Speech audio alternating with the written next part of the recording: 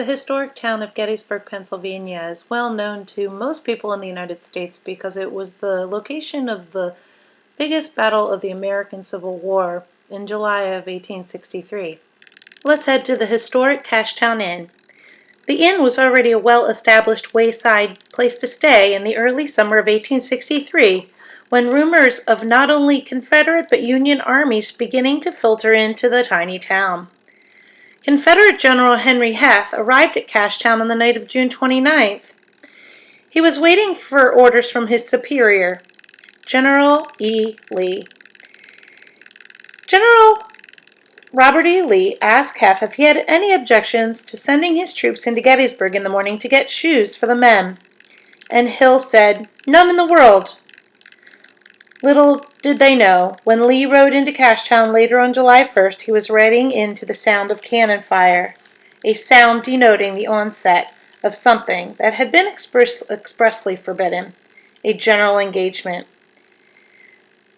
After the 3 days of the most horrifying Battle of Gettysburg, the Cashtown Inn became not only a hospital but a rehabilitation center of sorts for not only Confederate but Union soldiers as well. Stories of unusual sightings at the inn go back several decades to when the building was still being used as a local tavern. A 9-year-old boy living at the tavern overheard a visitor telling another about the strange apparition he had seen in the darkened hallway. He described him as a soldier in an outdated uniform. The visitor asked, "Who is he?" The young boy, having seen him many times before, interjected, "Oh, he's all right."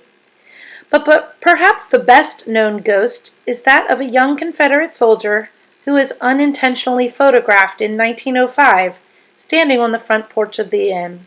The photograph shows the unmistakable image of a young man in a Confederate uniform, a man who wasn't there when the photographer captured the image.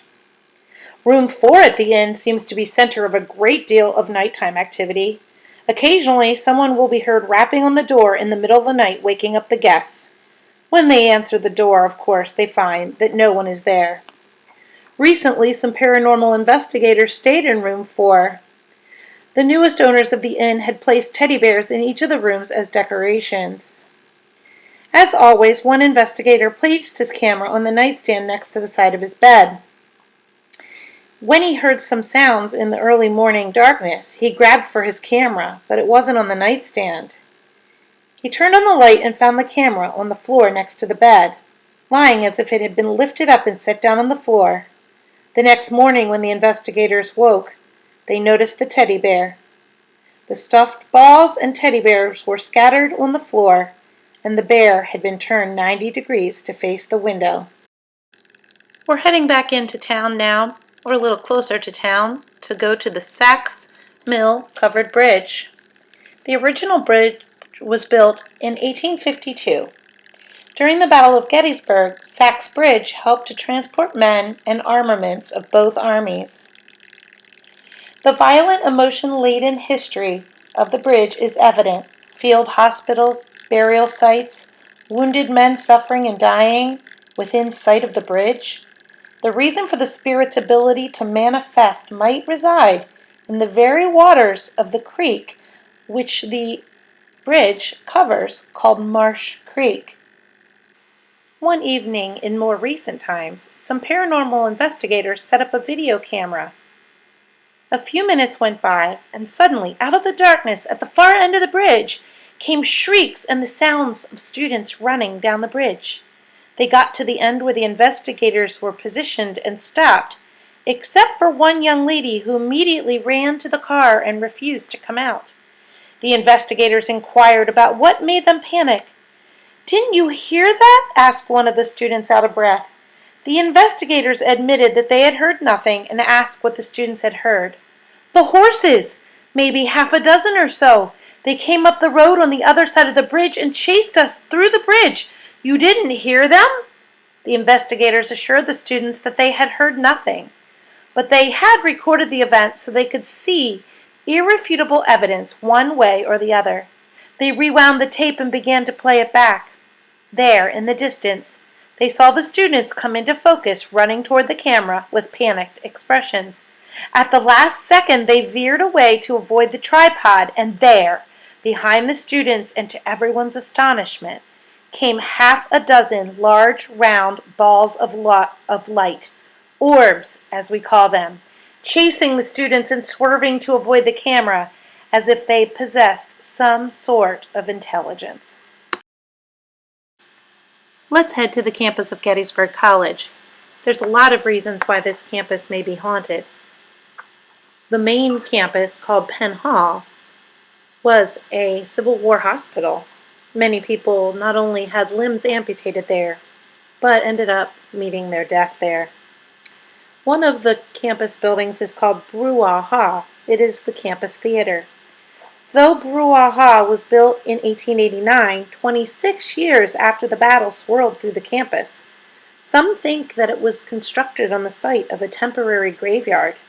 This may very well be true. Pennsylvania Hall, used to overflowing the surgeons of both armies, is only 100 yards away. One evening, an aspiring musician was practicing very late one night, in fact into the morning hours, when she decided it was time to quit and head for her dorm. As she was leaving her practice room, she heard music coming from down the hall. She stopped and listened and recognized the tune. It was the ancient minstrel song by Daniel Emmett, Dixie. She listened more closely and thought she recognized the instrument. She walked around toward the sound, which grew louder as she approached. She was 10 feet from the open doorway when she was sure it was a harmonica. When, she thought, did the Gettysburg College Music Department start awarding diplomas for excellence in harmonica? But as soon as she stuck her head in the door, the music stopped, and she realized the room had been empty. Then there are also the persistent rumors of the sighting of the General, a Confederate officer who appears periodically. The true rank of the apparition, like his identity, is unknown. To the students, any officer can be a general, but his rank is not the most important thing. It's the way in which he shows himself. Late one night, student stagehands are always working late at night. The stage was partially set up for a production. One lone chair was placed center stage. One student was atop a ladder attaching props to a metal grid that hung over the stage, and another was in the shop about to bring out another prop. As he came from backstage to hand the prop to the student on the ladder, he noticed the fellow stagehand's gaze was directed toward the chair. He glanced in the same direction to see, not the empty chair, but one that held a seated elderly gentleman, replete in the uniform of a Civil War officer. The two stagehands looked at each other in disbelief, but when they looked back at the chair, he was gone.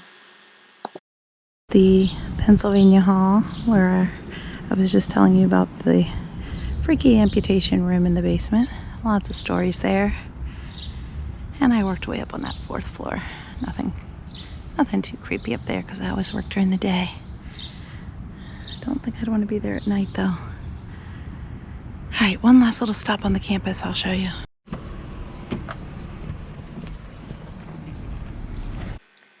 Let's head to our last stop on the campus, Sigma Nu Fraternity House.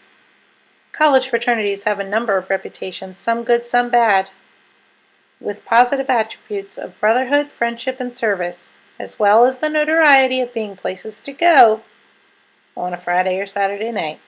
The lovely stone house, built in 1930 by Dr. John McCrae Dixon and willed to his wife after his death in 1939, was sold to the fraternity after her death in 1971.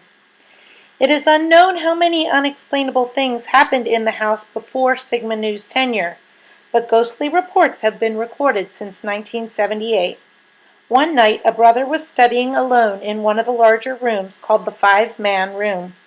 Suddenly, his concentration was broken when the door to the room opened, then closed, then opened again. When the student got up from his work to catch a suspected prankster, no one was there. After looking down the hall and the stairs, he walked back into the room, and the lights went out. Thinking that it might be a power outage, he walked over to the light switch to test it, flipped the switch, and the lights went back on. Perplexed at who could have turned off the lights without his noticing, he returned to his desk, only to watch a large glass mug be thrown from a shelf to the floor in the middle of the large room by an unseen hand, completely missing the table under the shelf. Another brother reported lights going off by themselves early one morning the same year. The new pledge had been studying much of the night when he began hearing what he described as loud noises, noises that apparently no one in the house heard. If you are intrigued by any of these stories, please check out the Big Book of Pennsylvania Ghost Stories by Mark Nesbitt and Patty Wilson. It's full of stories not only from Gettysburg, Pennsylvania, but the whole state of PA from Pittsburgh to Philadelphia.